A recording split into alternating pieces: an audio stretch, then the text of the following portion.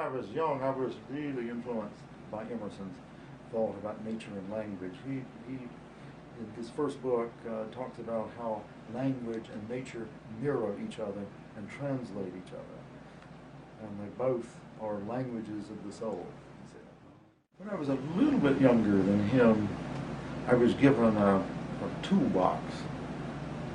And as I watched my dad build his house, he got the rocks out of the creek and carried them up here and slowly built his house. I was making things. I really became obsessed with making things, constructing things, and that toolbox was probably the most important thing I was ever given, really. And I think it's out of that I became addicted to constructing things, to fabricating, to making structures. I had no idea it would be structures of language. Mowing was what he did, I think, to calm himself. He was hyper. Mm-hmm. And he drank a lot of coffee, and people thought that's what made him hyper, but it was exactly the opposite. We know that caffeine, like Ritalin, calms people who are hyper.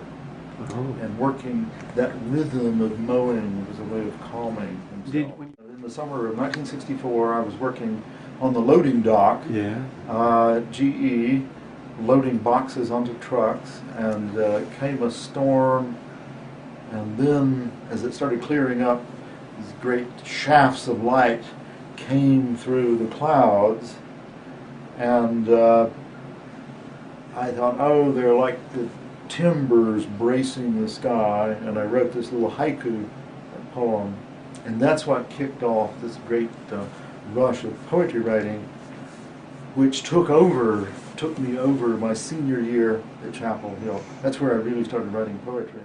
Writing fiction is very much like acting. Yes. And then you get into these characters. Right.